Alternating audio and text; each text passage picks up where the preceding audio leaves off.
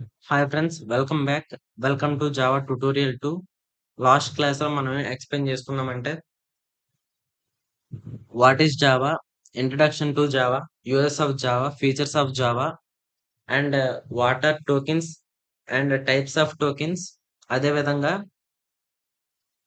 What are identifiers and rules of identifiers. ఈరోజు మనం ఏం నేర్చుకోబోతున్నామంటే ఐడెంటిఫైయర్స్‌లో కంటిన్యూషన్ టాపిక్ అనేది కన్వెన్షన్స్ ఆఫ్ ఐడెంటిఫైయర్స్. లాస్ట్ టాపిక్‌లో ఐడెంటిఫైయర్స్ ఏం ఎక్స్‌ప్లెయిన్ చేసుకున్నామంటే ఐడెంటిఫైయర్స్ ని ఎలా డిక్లేర్ చేయాలి, ఏ రూల్స్ యూజ్ చేసి డిక్లేర్ చేయాలి అనేసి ఉంటది. ఆ రూల్స్ మ్యాండేటరీగా యూజ్ చేయాలి. ఈరోజు చెప్పుకునే కన్వెన్షన్స్ ఫర్ ఐడెంటిఫైయర్స్ అనే రూల్స్ ఏంటి అంటే, ఇలా డిక్లేర్ చేస్తే కోడ్ రీడబిలిటీని ఇంక్రీజ్ చేయడానికి ఈరోజు చెప్పుకునే ఈ రూల్స్ ని వాడతాం. అసలు కోడ్ రీడబిలిటీ అంటే ఏంటి, కోడ్ రీడబిలిటీ ఎందుకు ఉండాలి అనేది ఫస్ట్ చూసుకుందాం. కోడ్ రీడబిలిటీ అంటే ఏంటంటే, సపోజ్ మీరు ఒక ఇండస్ట్రీలో వర్క్ చేస్తున్నారు. మీరొక జావా కోడ్‌ని రాసారు. మీరు రాసారు గాబట్టి, మీకా కోడ్ అనేది ఎలా ఉంది, ఎక్కడ ఏం వాడారు అనేది తెలుస్తది. బట్ మీరు కొంత టైం ఆ ఇండస్ట్రీలో వర్క్ చేస్తారు. మీరు వర్క్ చేసి ఇంక ఇండస్ట్రీకెళ్ళిపోతారు. బట్ మీరున్నా లేకపోయినా ఆ కోడ్ అనేది ఖచ్చితంగా ఇండస్ట్రీలో రన్ అవుతూనే ఉంటది. మీ ప్లేస్‌లో ఇంకో అతనొచ్చి ఈ కోడ్‌ని చదివాడు అంటే, ఆ కోడ్ అనేది చూడగానే అబ్జర్వ్ చేయగానే అతనికి అర్థమైపోయేటట్టు ఉండాలి. దాన్నే రీడబిలిటీ అంటాం. జావా అదే ఐటీ ఇండస్ట్రీ ప్రోగ్రామింగ్‌లో ఏంటంటే, ఈ కోడ్ రీడబిలిటీ అనేది one of the major concept అన్నమాట. కోడ్ రీడబిలిటీని ఖచ్చితంగా ఫాలో అవ్వాల్సిందే. ఈరోజు మనం ఏం కాన్సెప్ట్స్ చెప్పుకుందామంటే, conventions of identifiers, constants, special symbols, operators. ఈ కాన్సెప్ట్స్ చెప్పుకుంటే మనకి టోకెన్స్ ఇన్ జావా కాన్సెప్ట్ అయిపోయినట్టే. ఫస్ట్ వచ్చేసి సారీ, ఇదంతా నేను ఈ వీడియోలోనే రాసాను. బట్ రెండోసారి వీడియో తీయాల్సొస్తుంది. ఎందుకంటే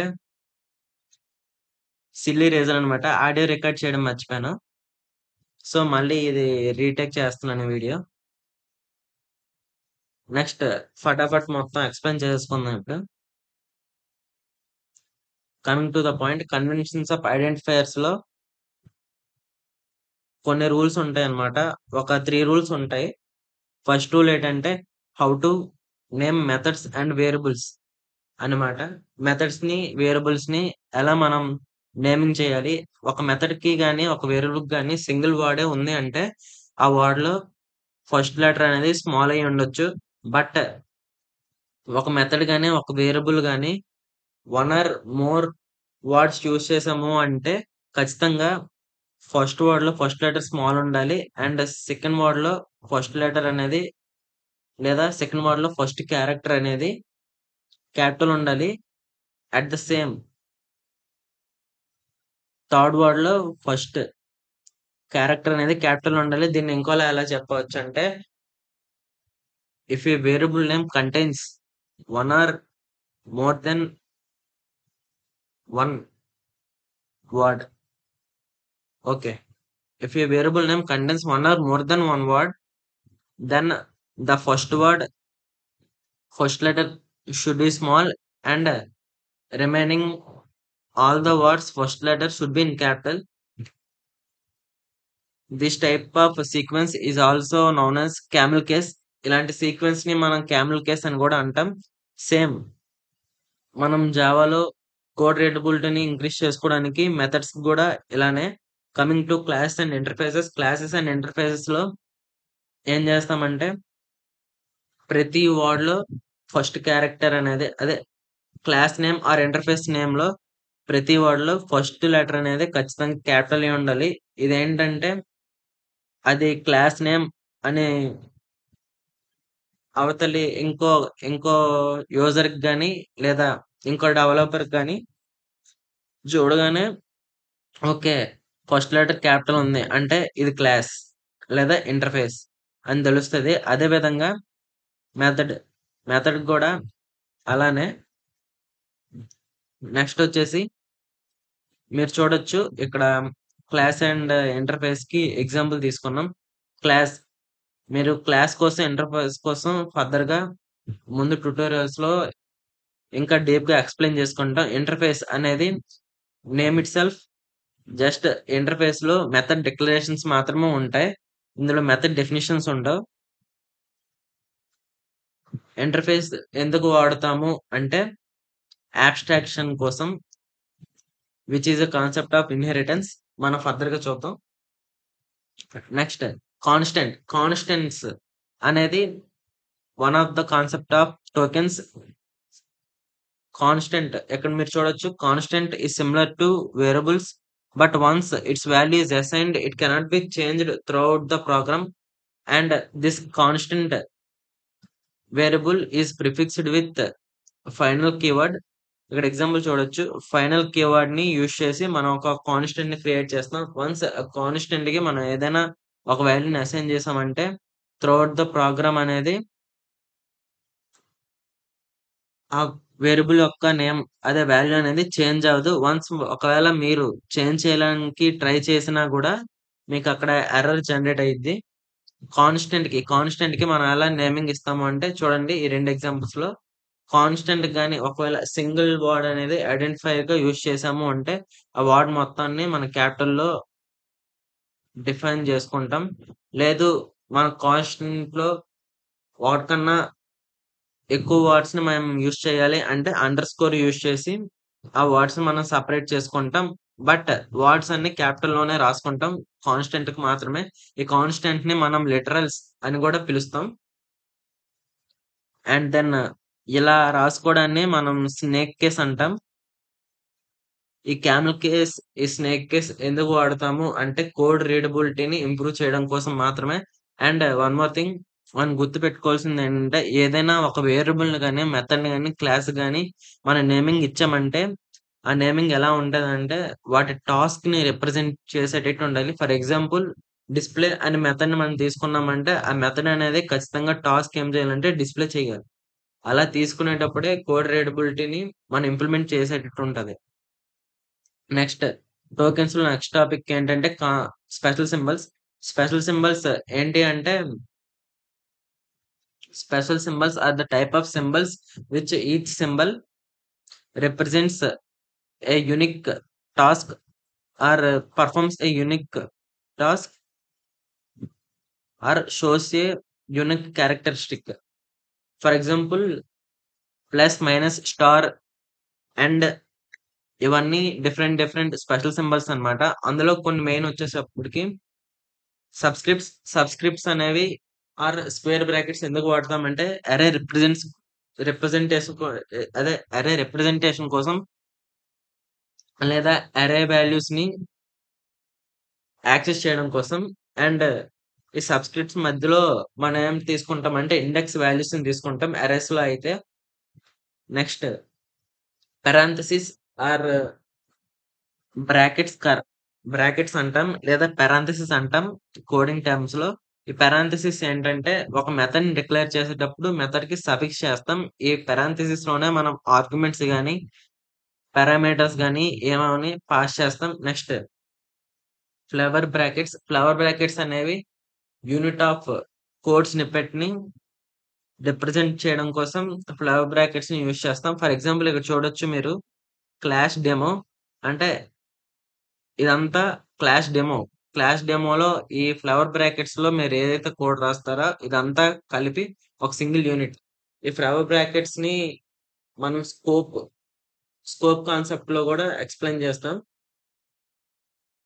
అండ్ దెన్ కామా ఎందుకంటే ఏదైనా 1 ఆర్ 2 వాల్యూస్‌ని గాని, వేరియబుల్స్ గాని సెపరేట్ చేయడానికి మనం ఈ కామా వాడతాం. అండ్ సెమీకోలన్ ఏంటంటే end of the instruction or end of the statement మనం సెమీకోలన్ వాడతాం. దీన్ని ఇన్‌స్టాన్షియేషన్ చేయడం కోసం వాడతాం అని గూడా చెప్తారు. నెక్స్ట్ ఇవన్నీ ఏంటంటే ప్లస్ అనేది అడిషన్, సబ్‌స్ట్రాక్షన్ అంటే మైనస్, ఈక్వల్ టు మీన్స్ వాల్యూని అసైన్ చేయడానికి, యాస్టరిస్క్ ఆర్ స్టార్ అంటాం. దీన్ని మల్టిప్లై చేయడానికి అండ్ అంటే bitwise operations means binary bits ఉంటాయి కదా! వాటి మీద ఆపరేషన్ చేయడానికి సింబల్ వాడతాం. అండ్ మీరు చూసారంటే దీన్ని నెగోషియేషన్ సింబల్ అంటాం ఆర్ నాట్ సింబల్ అంటాం. ఇదేంటి అంటే దీన్ని రిప్రజెంట్ చేసామంటే ట్రూ అనేది ఫాల్స్ చేయొచ్చు. ఫాల్స్ అనేది ట్రూ చేయొచ్చు. అండ్ 2 ఏంటంటే division operators. And next last tokens or elements in జావాలో లాస్ట్ కాన్సెప్ట్స్ ఏంటంటే operators. They are different types of operators. First వచ్చేసప్పటికి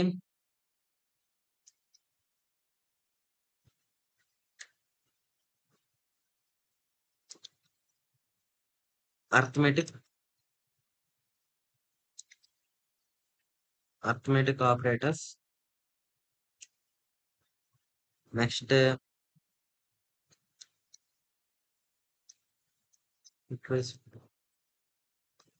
bitwise operators.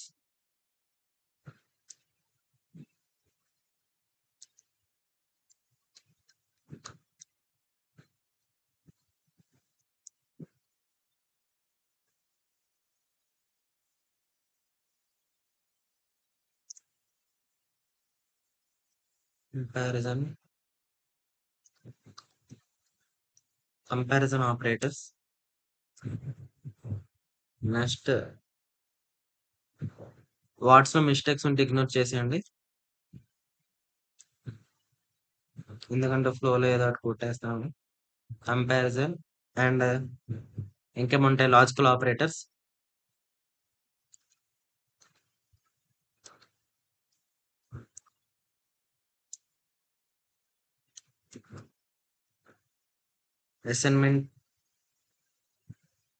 Assignment operators.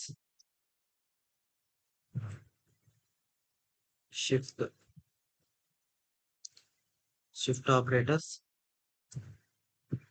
And ఇంకేముంటాయంటే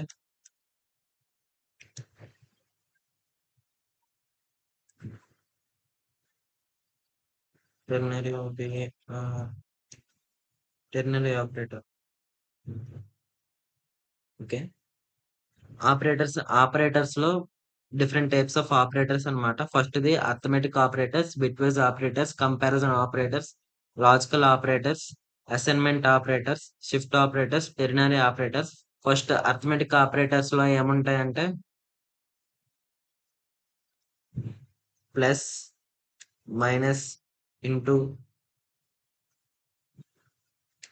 division operators.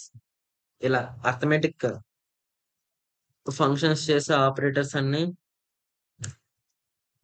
Arithmetic functions అదే arithmetic tasks చేసే operators అన్ని arithmetic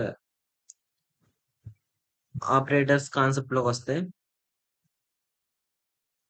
and operators జావాలో ఇందులో 2 types ఉంటాయి. Operators and ఆపరెండ్స్. Operators అనేవి ఒక function ని క్యారీ చేసేవి.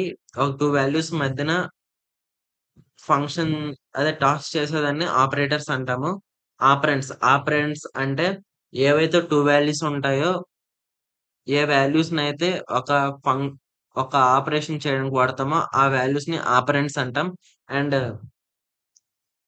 ఏ సింబల్ అయితే ఆ ఆపరేషన్ ని పెర్ఫార్మ్ చేస్తదో దాన్ని ఆపరేటర్ అంటాం.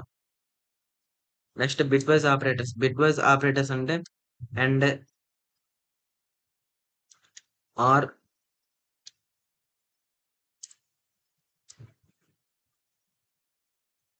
నాట్,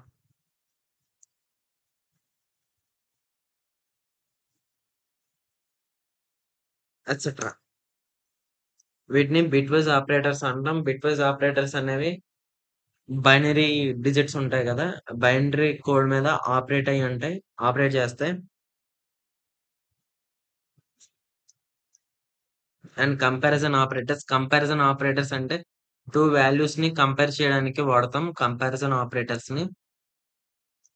అవి ఏంటంటే greater than, less than,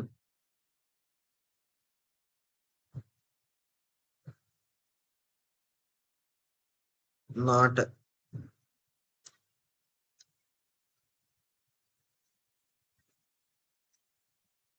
greater than or equal to, less than or equal to, and so on అన్నమాట. నెక్స్ట్ లాజికల్ ఆపరేటర్స్ వచ్చేటప్పటికి అండ్ లాజికల్ ఆపరేటర్స్ ఏంటంటే ట్రూ ఆర్ ఫాల్స్ వాల్యూస్ ని return చేస్తాయి. ఇక్కడ బిట్ వైజ్ ఆపరేటర్స్ ఏంటంటే దాని output ని means ఒక వాల్యూని రిప్రజెంట్ చేస్తాయి అండ్ రిటర్న్ చేస్తాయి. బట్ ఇక్కడ లాజికల్ ఆపరేటర్స్ అంటే ట్రూ ఆర్ ఫాల్స్ వాల్యూస్ మాత్రమే రిటర్న్ చేస్తాయి. అండ్ అనేది అదే ఎండ్ ఆపరేషన్ అంటాము ఈ సింబల్ ని. ఈ ఎండ్ ఆపరేషన్ ఏం చేస్తదంటే ఇప్పుడు కండిషన్ స్టేట్మెంట్స్ ఉంటాయి కదా! కండిషన్ స్టేట్మెంట్స్‌లో ఈ లాజికల్ ఆపరేటర్స్‌ని మనం ఎక్కువ వాడతాం. అండ్ అంటే కండిషన్ 1 అండ్ కండిషన్ 2 ఖచ్చితంగా ట్రూ అయితేనే స్టేట్మెంట్ అనేది ప్రింట్ అయిద్ది. లేదు అంటే నెక్స్ట్ స్టేట్మెంట్‌కెళ్ళిపోండి అని రిప్రజెంట్ చేయడానికి అండ్ ఆపరేటర్. ఇంకా నెక్స్ట్ వచ్చేసరికి ఆర్ ఆపరేటర్ అంటే ఇప్పుడు 2 కండిషన్స్ ఉన్నాయంటే either condition A or condition B రెండిట్లో ఏ కండిషన్ ట్రూ అయినా ఎగ్జిక్యూట్ చేసేయండి అని. వీటి కోసం ఇంకా డీటెయిల్‌గా మనం కండిషనల్ స్టేట్మెంట్స్‌లో వచ్చేటప్పుడు డిస్కస్ చేసుకుందాం. Next not operator. Not means if condition is not true then the inner statement should be executed అనమాట. Next assignment statements. Assignment means ఏదైనా ఒక వేరియబుల్‌కి ఒక వాల్యూని అసైన్ చేయడానికి మనం అసైన్‌మెంట్ స్టేట్మెంట్స్‌ని వాడతాం. అండ్ ఇందులో ఈక్వల్ టు కూడా వస్తది. సారీ ఇందులో ఈక్వల్ టు రాదు. ఇందులో వస్తది ఈక్వల్ టు అసైన్‌మెంట్. ఈ అసైన్‌మెంట్ స్టేట్మెంట్‌లో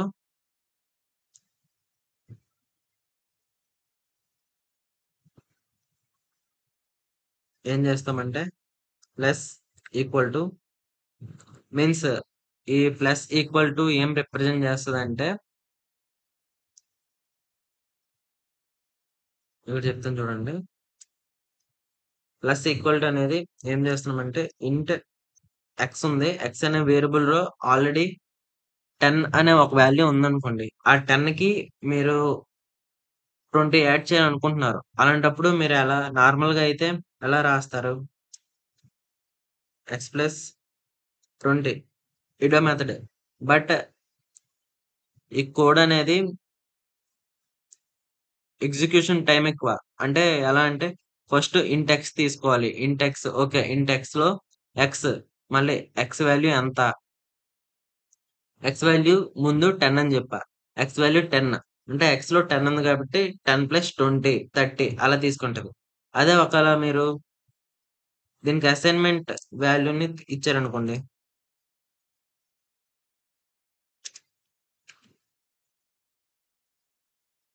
ఇలా గాని డిక్లేర్ చేశారు అంటే ఇది ఫస్టే ఇక్కడికి వస్తదన్నమాట. ఇక్కడికొచ్చి equal to okay. Plus equal to అంటే ఇక్కడ 20 అనే వాల్యూని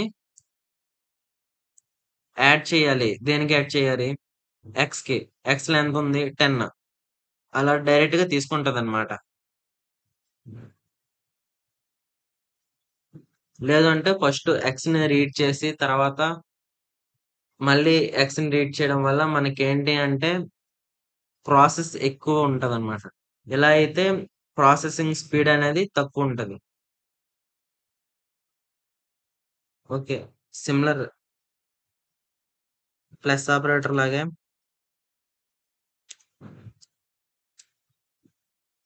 మైనస్ ఈక్వల్ టు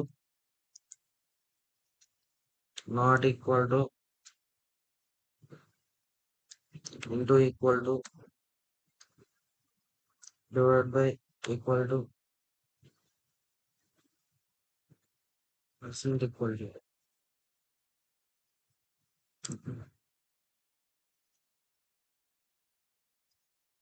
ఓకే. ఇవన్నీ ఏంటంటే అసైన్‌మెంట్ ఆపరేటర్స్ అన్నమాట. నెక్స్ట్ వచ్చేసప్పటికి స్ షిఫ్ట్ ఆపరేటర్స్. ఈ షిఫ్ట్ ఆపరేటర్స్ ఏంటంటే ఇవి నంబర్స్ అదే వేరియబుల్ యొక్క వాల్యూస్ మీద కాకుండా వేరియబుల్ వాల్యూస్ యొక్క బైనరీ డిజిట్స్ మీద వర్క్ అయితాయి. ఇవి ఎలా అంటే దీన్ని రైట్ షిఫ్ట్ అంటాం. దీన్ని లెఫ్ట్ షిఫ్ట్ అంటాం. Okay. Okay. Right shift, left shift అంటే ఏం కాదు ఫ్రెండ్స్. రైట్ షిఫ్ట్ అంటే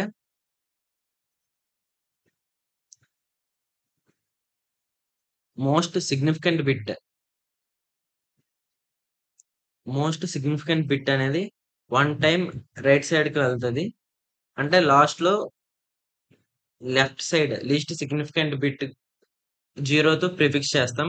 అదే లెఫ్ట్ షిఫ్ట్ అయ్యేటప్పుడు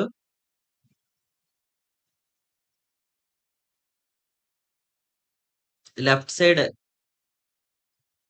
లెఫ్ట్ సైడ్ ఫస్ట్ బిట్ ఏదైతే ఉంటదో దాన్ని మనం డిలీట్ చేసి రైట్ సైడ్ లాస్ట్ బిట్ తర్వాత ఒక 0ని యాడ్ చేసుకుంటాం.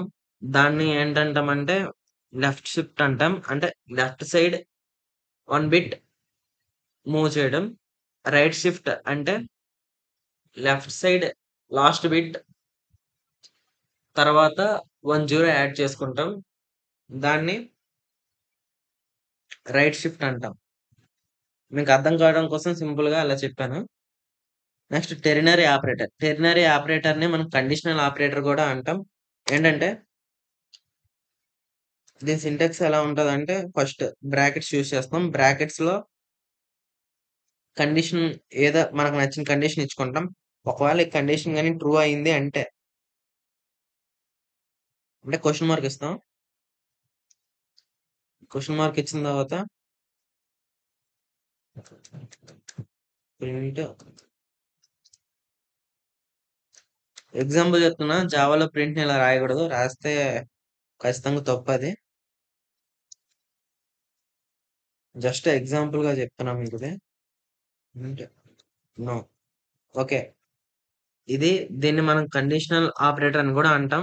ఫస్ట్ అనేది ఏంటంటే కండిషన్ ఉంటది. తర్వాత క్వెషన్ మార్క్ ఉంటది. తర్వాత ఏంటంటే క్వెషన్ మార్క్ ఉంటది. క్వెషన్ మార్క్ తర్వాత వచ్చే ఫస్ట్ వాల్యూ అనేది ప్రింట్ అవుద్ది. ఎప్పుడు ప్రింట్ అవుద్ది అంటే ఒకవేళ కండిషన్ అనేది ఇది ట్రూ అయిందనుకోండి. క్వెషన్ మార్క్ తర్వాత వచ్చే ఫస్ట్ వాల్యూ ప్రింట్ అయిద్ది. ఒకవేళ ఈ ఫస్ట్ కండిషన్ అదే ఎక్స్‌ప్రెషన్ అనేది ఫాల్స్ అయిందంటే ఇక్కడ కోలన్ ఉంది కదండీ! ఈ కోలన్ తర్వాత వచ్చే వాల్యూ ప్రింట్ అయిద్దనమాట. అంటే ఇదెలా అంటే సింపుల్లీ ఇఫ్ ఎల్స్ స్టేట్‌మెంట్ లాగా. ఇఫ్ ఒకవేళ ఈ ఎక్స్‌ప్రెషన్ అనేది ట్రూ అయిందనుకోండి. క్వెషన్ మార్క్ తర్వాత వాల్యూ ప్రింట్ అయిద్ది. ఎల్స్ లేదు అంటే కోలన్ తర్వాత వాల్యూ ప్రింట్ అయిద్ది. ఓకేనా? ఓకే. దీంతో మనకి ఎలిమెంట్స్ ఆర్ టోకెన్స్ కాన్సెప్ట్‌లో ఉండే సబ్ టాపిక్స్ అన్నీ మనం ఎక్స్‌ప్లెయిన్ చేసేసుకొనుంటే, ఇప్పుడు మనం ఏం చేస్తామంటే, ఈ టాపిక్స్ అన్నీ యూజ్ చేసి ఒక సింపుల్ జావా కోడ్‌ని రాసుకుందాం. ఓకే. నా జావా ఫైల్ నేమ్ ఏమించో డెమో. సో, ఫైల్ నేమ్ ఏమిస్తామో క్లాస్ నేమ్ గూడా అదే ఇవ్వాలి. బట్ అదేంటండి అలా మేము క్లాస్ నేమ్ మార్చుకుంటాం. అది మా ఇష్టం అంటే మార్చుకోవచ్చు. అది మీ ఇష్టం. బట్ ఎలా ఉండాలంటే ప్రతి జావా ప్రోగ్రామ్‌కి ఒక క్లాస్ ఖచ్చితంగా మెయిన్ క్లాస్ అయ్యుంటది. ఆ క్లాస్‌నే ఎందుకు మెయిన్ క్లాస్ అని జెప్తామంటే, అందులోన మిగతా క్లాసెస్ యొక్క ఆబ్జెక్ట్స్ అన్నీ ఆ క్లాస్‌లో మాత్రమే డిక్లేర్ జేసుకుంటాం. మెయిన్ మెథడ్ యూజ్ చేసి. ఏ క్లాస్‌లో అయితే మెయిన్ క్లాస్ యూజ్ చేస్తామో, ఆ క్లాస్ అనేది అదే సారీ తప్పు జెప్పాను. ఏ క్లాస్‌లో అయితే మెయిన్ మెథడ్ యూజ్ చేస్తామో, అదే పబ్లిక్ స్టాటిక్ వాయిడ్ మెయిన్ అనే మెయిన్ మెథడ్‌ని యూజ్ చేస్తామో, ఆ క్లాస్‌లోనే మనం మిగతా క్లాసెస్ అన్నిటి ఆబ్జెక్ట్ డిక్లరేషన్ చేస్తాం. Object declaration or object creation చేస్తాం. ఆ ఆబ్జెక్ట్ క్రియేషన్ చేసే క్లాస్ అనేది ఖచ్చితంగా జావా ప్రోగ్రామ్ ఫైల్ నేమ్‌తో ఈక్వల్‌గా ఉండాలి. లేదంటే మనకు ఖచ్చితంగా ఎర్రర్ జనరేట్ అయిద్ది. ఎగ్జాంపుల్ చెప్తాను చూపిస్తాను చూడండి. పబ్లిక్ ఇది యాక్సెస్ స్పెసిఫైయర్ మీకు తెలిసిందే. జావా అనేది కేస్ సెన్సిటివ్ అని చెప్పాను కదా! చూడండి ఇప్పుడు. సేమ్ నేనెలా ఇచ్చానో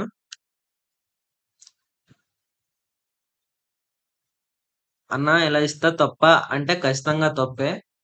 ఎందుకంటే ఈ ప్రోగ్రామ్ ఫైల్ మొత్తానికి ఒకటే క్లాస్ డిక్లేర్ చేసాం. అది కూడా డెమో క్లాస్.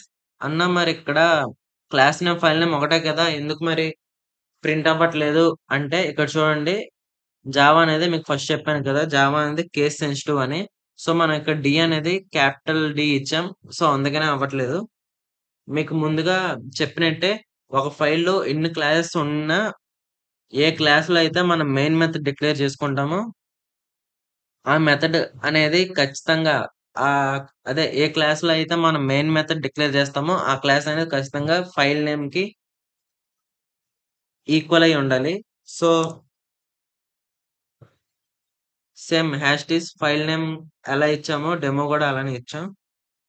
ఇంకా ఎర్రర్ ఎందుకొస్తుంది అంటే, ఇక్కడ మనం మెయిన్ ఒక కీవర్డ్ మర్చిపోయాం. Class keyword.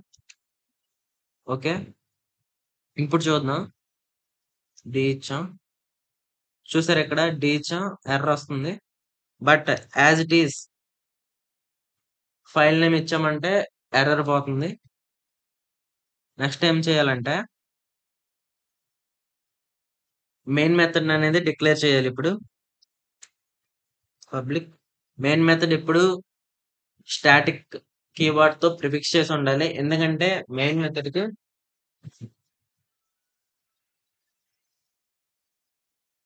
ఓకే. మెయిన్ మెథడ్‌లోనే మనం మిగిలిన క్లాసెస్ అన్నిటి యొక్క ఆబ్జెక్ట్స్‌ని డిక్లేర్ చేస్తాం. సో, మెయిన్ మెథడ్‌కి మనం ఆబ్జెక్ట్ క్రియేట్ చేసిన అవసరం లేదు. ఖచ్చితంగా ఆబ్జెక్ట్ క్రియేట్ చేయకూడదు కూడా. Static void main string args ఇక్కడికొచ్చేటప్పటికి మీరు చూస్తున్నారు కదా! ఇక్కడ ఆర్గ్స్ అనేది ఒక అర్రే. అర్రే కాబట్టి మనం ఇక్కడ సబ్‌స్క్రిప్ట్స్‌ని యూజ్ చేస్తాం. ఓకేనా?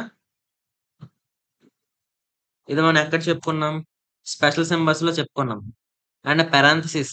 పారాంథసిస్ ఎందుకు అంటే ఒక మెథడ్‌ని డిక్లేర్ చేసేటప్పుడు దాన్ని సఫిక్స్ చేస్తామని చెప్పుకున్నాం. అండ్ ఒక మెథడ్ యొక్క ఆర్గ్యుమెంట్స్‌ని గాని, పారామీటర్స్‌ని గాని ఈ పారాంథసిస్ మధ్యలోనే మనం ఇస్తామని చెప్పుకున్నాం. సో,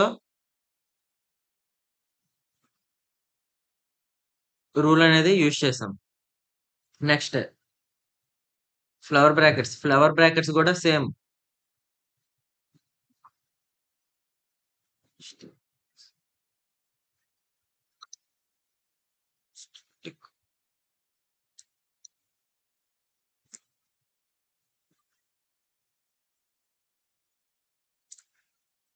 ఫ్లవర్ బ్రాకెట్స్ ఇది కూడా స్పెషల్ సింబలే.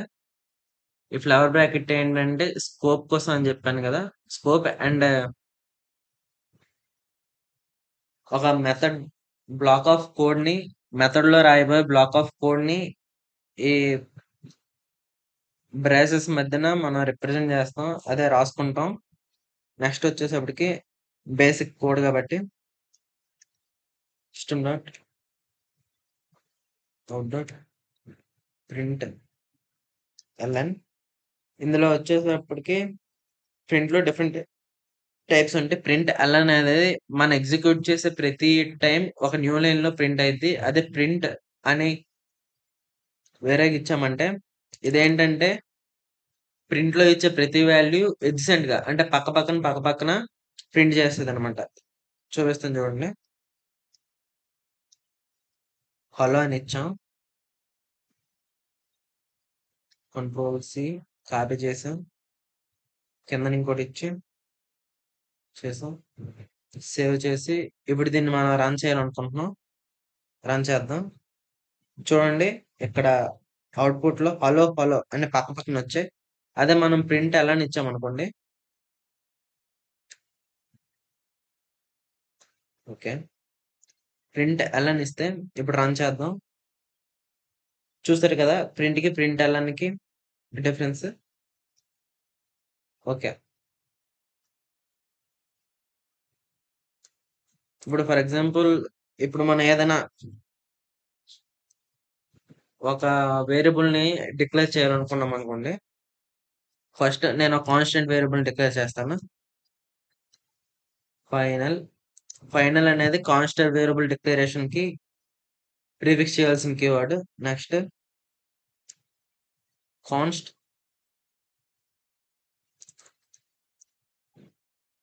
కాన్స్ట్ చూడండి.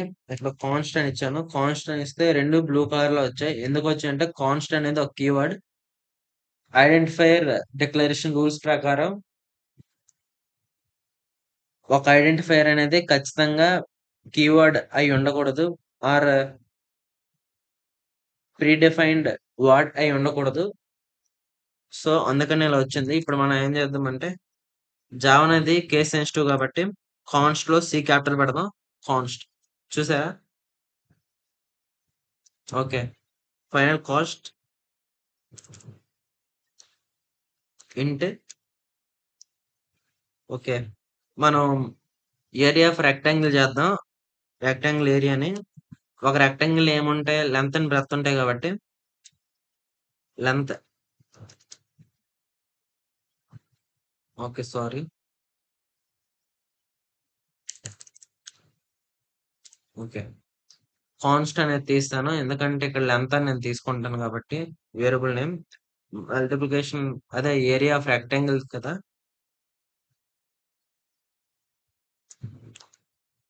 దీన్ని ఏమంటాను కామెంటింగ్ అంటాం. నేను ఎక్స్‌ప్లెయిన్ చేశాను కదా! ముందు ట్యుటోరియల్‌లో ఏరియా ఈ ప్రోగ్రామ్‌లో అయితే మనం రెక్టాంగిల్ ఏరియాని యూజ్ చేస్తున్నాం. లెంత్ సపోజ్ 20 అని ఇచ్చాం. ఓకే. ఇక్కడ వార్నింగ్ మనకెందుకు చూపిస్తుంది అంటే ఈ లెంత్ అనే దాన్ని ఈ కోడ్‌లో ఇంకెక్కడ అవుట్‌పుట్ కింద వాడలేదు కాబట్టి మనకిక్కడ వార్నింగ్ చూపిస్తుంది. ఈ వార్నింగ్ ఉన్నా మనకేం పర్లేదు. మనకి కోడ్ రన్ అయ్యిద్ది. కావాలంటే చూడండి. చూసారు కదా! రన్ అయింది కోడ్. నెక్స్ట్ వచ్చేసరికి ఒక నార్మల్ వేరియబుల్‌ని డిక్లేర్ చేద్దాం. ఇంట్ విడ్త్ అన్నమాట. విడ్త్ ఈక్వల్ టు 10 అని ఇద్దాం. ఓకే. ఇప్పుడు ఏం చేద్దామంటే అర్థమెటిక్ ఆపరేషన్ చేద్దాం ఈ రెండిటికి. ఐడెంటిఫైయర్ ఈరోజు ఫస్ట్‌లో చెప్పుకున్న రూల్స్ ప్రకారం ఏంటంటే ఏరియా అని ఇద్దాం. ఇంట్ ఏరియా ఈక్వల్ టు లేదు ఏరియా అని ఇవ్వం. మేము ఏరియా ఆఫ్ రెక్టాంగిల్ అని ఇస్తాము అంటే ఏరియా ఆఫ్ నేమింగ్ ఇలా ఇచ్చుకోవాలి మనం. Area of rectangle equal to arithmetic operation చేయాలి. సో, లెంత్ స్టార్ సింబల్ అనేది మల్టిప్లికేషన్‌ని రిప్రజెంట్ చేస్తది. విడ్త్ ఓకేనా? ఓకే. ఇక్కడైతే మనకు వార్నింగ్ పోయింది. ఎందుకంటే మనం ఏరియా ఆఫ్ రెక్టాంగిల్‌లో లెంత్ అండ్ విడ్త్ వాడాం కాబట్టి. బట్ ఏరియా ఆఫ్ రెక్టాంగిల్ ఇంకెక్కడ వాడలేదు కాబట్టి మనకు వార్నింగ్ వచ్చింది. సో, మనం ఏం చేద్దామంటే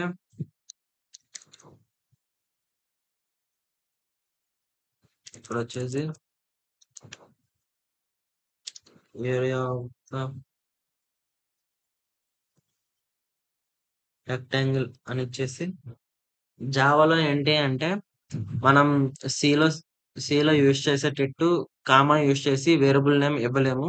జావాలో ఓన్లీ కాన్‌కాటనేషన్ మాత్రమే అవుతుంది. కాన్‌కాటనేషన్ అనేది 2 విధాలుగా చేయొచ్చు. ఫస్ట్‌ది కాన్‌కాట్